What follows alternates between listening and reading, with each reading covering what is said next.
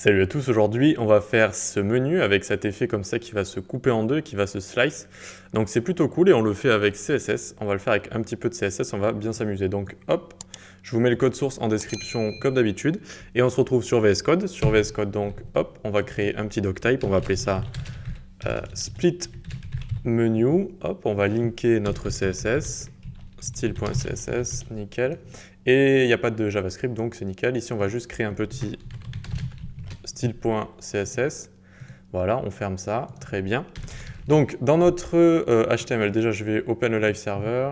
Hop, voilà, super. Alors, dans notre HTML, on va faire une liste, tout simple. On va écrire ul.menu list. Voilà, tab. Liste ici, on va le mettre en minuscule, très bien. On va se faire un peu de place. Alors, j'ai un peu fait ça n'importe comment. Voilà.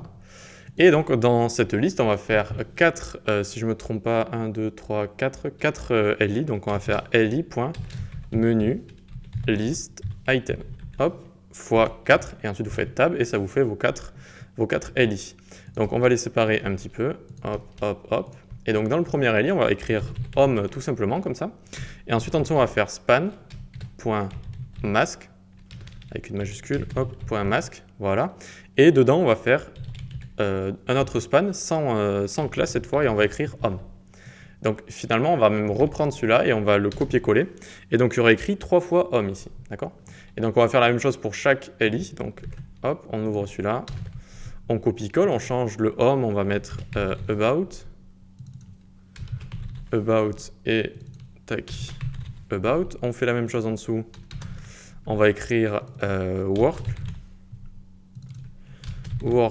et work, nickel, et en dessous, tac, on va écrire donc contact et on aura fini. Contact, et donc là on a fini. Donc ça peut paraître un peu étrange, mais donc à chaque fois on a écrit finalement 3 fois ce qu'il y aura écrit ici qu'une seule fois. Pourquoi? Parce qu'en fait on va utiliser le premier qu'on a écrit à chaque fois comme position, on va le mettre en relatif puis en transparent, donc on ne le verra pas mais il sera relatif. Pourquoi il sera relatif? Pour que ce qui est nos spans en position absolue puisse se placer par rapport à lui. Et nos spans, on va les placer de telle sorte que quand on va split comme ça les lettres, eh bien au-dessus ça va être un span et en dessous ça va être un autre span. Et en fait ils vont se scinder en deux comme ça. Donc là on a fini avec notre HTML, on peut aller dans notre CSS. Hop, et donc pour commencer dans notre CSS, on va cibler HTML body, on va faire prendre donc une largeur de 100 VW, viewport width, donc largeur d'écran, une hauteur de 100 VH, hop, donc de 100 viewport 8, hauteur d'écran. Fond de femme, on va mettre sans serif, voilà. On enlève la marge, le margin et le padding. Ok, on met à 0. Une fois qu'on a fait ça, on va s'occuper de notre body en lui-même. On va lui faire un petit linear gradient, ça va être sympa. Donc linear gradient, hop, 45 degrés. Et on va utiliser les couleurs RGB 131,228 et hop, une sorte de saumon rose ensuite, 248, 138 et 138. Hop, on met la petite point et virgule et normalement, voilà, on a notre joli linear gradient derrière, comme ça, notre petit background. Donc, en dessous, on va flexer tout ça, donc on va faire simplement display flex, align items center et justify content center. Donc, on va centrer sur Y et sur X avec flexbox. Donc, justify content, je vais arriver center, voilà. Donc là, on a notre liste qui est parfaitement au milieu. On va maintenant s'occuper donc de notre menu list. Alors menu list, hop, c'est la liste en elle-même, d'accord? C'est la classe qu'on lui a donnée. Donc on va faire .menu list, hop. On va gérer tout ce qui est texte et à l'intérieur du texte. Donc pour ce qui est du texte, on va lui mettre 4.25 rem. Donc vu qu'on n'a rien changé à notre HTML, un rem ici est égal à 16 pixels. Donc 4,25 rem. Tac, tac, tac, ça m'a l'air un peu gros. Non, c'est bon, nickel. 4,25 rem, ok. Ensuite, on va faire une hauteur de ligne, donc line 8 de 1,2. On va tout transformer en text transform, hop, en uppercase, donc en majuscule. Ensuite, on va text align center. Hop, on va ensuite display flex, puis on va tout mettre en colonne. donc flex direction column, et ensuite on va centrer dans les colonnes pour plus tard avec align items center. Et donc maintenant on a notre on a notre liste ici qui est bien mis en colonne. Hop, regardez, si je l'enlève, ça va se mettre comme ça, et maintenant donc hop, ça se met en colonne, et voilà, tout simplement. Donc là on voit encore les trois home, about, etc. Et donc il est temps de faire disparaître un peu tout ça. Donc on va revenir ici. Voilà, donc quand je reviens ici, vous voyez, ça casse un peu le truc, mais vous voyez ce que c'est. Donc hop. Ensuite, donc, on va s'occuper de menu list item. Donc ça va représenter à chaque fois chaque LI. Vous voyez, il a menu list item dedans. Hop. Menu list item. Tac. Je crois que j'avais mis une majuscule. Voilà. Donc on va lui mettre une position relative. On va leur mettre color transparente. Hop. Et là, vous voyez, donc ils vont tous disparaître. Et cursor pointer. Donc ils sont toujours là. Hein. Si par exemple on les inspecte, on va tomber dessus. Vous voyez, nos LI, ils sont tous là. Et d'ailleurs, même quand vu qu'on a mis cursor pointer, quand on passe dessus, vous voyez, la flèche change. Donc là, je vous ai expliqué tout à l'heure qu'on allait faire disparaître donc, les home, about, work et contact ici, et qu'on allait ensuite juste faire apparaître les spans et les positionner de telle manière qu'ensuite on va leur appliquer une distorsion et ça va les scinder en deux, d'accord? Donc pour l'instant, on les a tous fait disparaître, mais à la fin, ce sera juste home, about, work et contact là qui auront disparu. Donc une fois qu'on a bien fait ça, on va s'occuper de masque, donc point masque. Masque ici, ça représente les spans ici, d'accord? Hop, on fait un peu de place. Alors, les masques, on va les display block, parce que les spans à la base, c'est des display inline, faut faire attention. Et on va les pose absolute, donc ils sont en position absolute par rapport à la position relative qu'il y a juste au-dessus. Hop. Ensuite, donc on va cacher l'overflow, overflow hidden. On va leur mettre une couleur de RGB, une sorte de bleu sombre 19.7.71. Voilà. Ensuite, on va les coller au plafond de chaque ligne, de chaque LI si vous voulez. Donc top 0. 8, on va les faire prendre 49% seulement. Et ensuite, on va leur appliquer une transition en cubique Bézier. Donc transition, on prend toutes les propriétés, ça dure 0,8 secondes. Et ça va se dérouler avec le cubique Bézier suivant. 0.16, 1.1,8, 0.38 et 0.98. Voilà. Donc là, on a mis les spans les uns sur les autres, si vous voulez, on les a collés au haut de leur conteneur, et donc de chaque LI, et on les a divisés en deux en mettant une hauteur de 49%. Donc maintenant, ce qu'on va faire, hop, on va faire point masque span, tac. Donc on va cibler les spans, on va les display block. Et donc on les display block pour plus tard pouvoir utiliser la propriété translate dessus. Donc ensuite on va faire point masque, hop, point masque plus masque comme ça.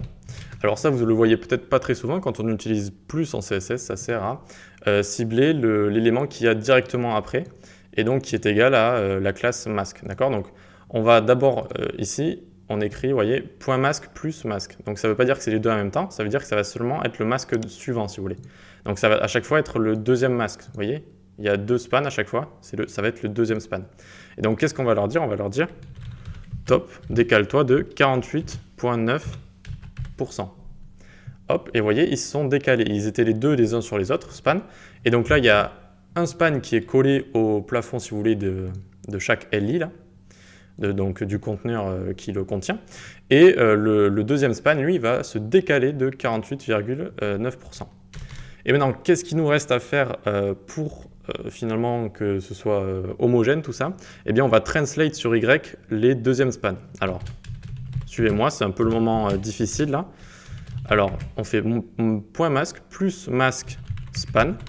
Ok, donc là, qu'est-ce qu'on va cibler? On va cibler à chaque fois les deuxièmes spans ici. D'accord, donc comment vous expliquer ça facilement?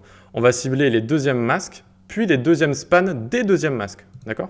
Donc là, on cible le deuxième masque et le deuxième span du deuxième masque, ici, c'est celui-là. D'accord? Donc voilà, hop, on va faire tout simplement transform, translate sur Y. moins 49%, donc on va le translate sur Y de moins 49%, ce qui va le faire remonter, ce qui va faire qu'on aura cet effet homogène avec avec à chaque fois là les deux spans en fait. Comment vous montrer ça? Si je fais 19% ici, c'est pas homogène, d'accord? Le deuxième span il est en train de monter, regardez, il monte. Si je fais 29, il est encore un peu plus monté, il monte, et à 49%, on va avoir le bas du span qui représente, si vous voulez, le bas des lettres, et le deuxième span, enfin le premier span représente le haut des lettres, et le deuxième span le bas des lettres en fait. Et c'est ça qui est le plus important, comme ça on va pouvoir ensuite leur mettre une distorsion et ils vont se scinder en deux, d'accord? Et comment dire? Et donc pourquoi on voit pas, regardez, quand je fais moins 19, il est en train de remonter celui-là. Et pourquoi à chaque fois ça le cache? Vous voyez, on ne voit pas, ça le cache si on veut. Et bien parce qu'on a mis overflow hidden ici là. Hop. Si j'enlève là, hop, tac. Alors oui, ça va vous faire la même chose, mais là ce sera un span qui est sur l'autre. Donc on ne pourra pas faire cet effet de on ne pourra pas les scinder en deux, d'accord? Alors que si je mets overflow hidden, il y a le span du haut. Le haut des lettres, c'est un span et le bas des lettres, c'est un autre span. Et donc, une fois qu'on a fait ça, on a fait le plus dur à comprendre, si vous voulez. Alors maintenant, il ne nous manque plus qu'à les animer. Donc, on va cibler point menu, menu list item, .over, point masque. Donc là, on va cibler toutes nos classes masques. Hop, mais on va aussi cibler, donc on peut copier-coller ça en dessous. Donc, on veut aussi, quand ce sera active, donc pour over et active, eh bien, on va changer la couleur en blanc, couleur FFF, et ensuite on va appliquer une distorsion. Donc pour appliquer une distorsion, on va utiliser skew de X, on va appliquer une distorsion de 12 degrés, et on va faire translate de X 5px. Hop là, donc ça va translate aussi sur X de 5 pixels. Et donc là, regardez, les deux spans en fait, vu que là on va cibler les deux masques, vont avoir une distorsion et vont se décaler légèrement sur X, d'accord? Mais ce n'est pas exactement l'effet final escompté. Vous voyez, celui-là, on dirait vraiment qu'il s'est pris un coup de sabre et que en fait, essayez d'oublier la ligne rouge, on va en venir juste après, que les deux spans en fait, ils vont dans un sens opposé, d'accord? Comme si on les avait tranchés en deux. Alors que là, ils vont dans le même sens. Alors comment on va pouvoir pallier à ça? Hop, on peut copier ça. Et ici, donc, on va faire masque plus masque. Et là, ça va cibler le deuxième masque à chaque fois. Hop là, donc le premier masque, enfin là, ça va juste cibler le deuxième si vous voulez. Et là, on va juste changer. On va mettre moins 5px. Du coup, le premier, il va translate sur X de 5px. Et le deuxième, il va translate en sens inverse. Et ça va donner cet effet de sabre qu'il coupe finalement. Et par contre, tous les deux, ils vont skew, ils vont avoir une distorsion. Et là, regardez, hop, il y en a un qui va d'un côté, l'autre qui va de l'autre. Et avec une distorsion, ça fait vraiment cet effet sympa, comme si c'était coupé en deux. Et en fait, ça, on y arrive avec donc, du coup, le span du bas qui va translate moins 5px et le span du haut qui va translate plus 5px. Voilà, donc moi déjà je trouve pas mal le menu comme ça, hein. Vous pouvez le garder comme ça ou l'implémenter comme ça si vous voulez. Mais après c'est vrai que c'est sympa d'avoir le petit bout, le trait rouge au milieu. Donc comment on va faire ça? On va faire avec un before. Alors hop, on va en dessous, on va faire menu list item before. Voilà, on va créer un before à notre menu list item. Donc menu list item, c'est ici là à chaque fois, tous les LI si vous voulez. Et donc, on va créer un before pour chaque LI. Donc, pour les before et after, on crée un contenu tout le temps, même s'il est vide. On le display en bloc. On le pose absolute. On le met à top 49%. Left, moins 10%. Right, moins 10%. Tac. Alors, top, left, right, OK. On lui met une hauteur donc, de 4px. Nickel. Border radius, on lui met 4px. Et ensuite, on va lui mettre, on va le décaler légèrement avec margin top 2px. On va lui mettre un background rouge avec FF2C75. Voilà, nickel. On va au début le faire partir de transform scale à 0. Donc le scale à 0, c'est un peu l'équivalent de le faire disparaître, hein. On ne va pas le voir en fait. Donc de base, on ne le voit pas. Ok, on le scale à 0. Hop. Et ensuite, on va lui faire donc une transition. On va prendre transform. On va le faire durer 0,8 secondes. Et là, l'animation va se lancer selon ce cubique Bézier. Alors, cubique Bézier 0,16, 1.08, c'est le même que tout à l'heure, j'aurais pu le copier-coller. 0.38, et 0.98. Voilà, alors je regarde. Nanana, transition transform, cubique, ouais, j'ai marqué Bézier ici. Voilà, Bézier, cubique Bézier, nickel. Et ensuite, on va le mettre un z-index de 1. Voilà. Et donc là, on a créé notre before. Vu qu'on l'a scale à 0, on ne le voit pas pour l'instant. Et donc maintenant, ce qu'on va faire, on va faire menu, list, hop, item, 2 points over, 4 points du coup before. Hop, on peut copier celui-là, vu qu'on va aussi le faire pour les active, over et active. Voilà. Et donc, on enlève la virgule, tac. Et donc là, qu'est-ce qu'on va faire? Vu qu'on l'a fait transform scale à 0, ben on va le scale à 1. Et ça va le faire apparaître avec la petite animation sympa. Donc, scale 1. Hop là. Et normalement, si j'ai pas fait de faute. Et voilà. Ça nous donne ce coup de katana, si on veut, avec donc une distorsion sur nos 2 spans.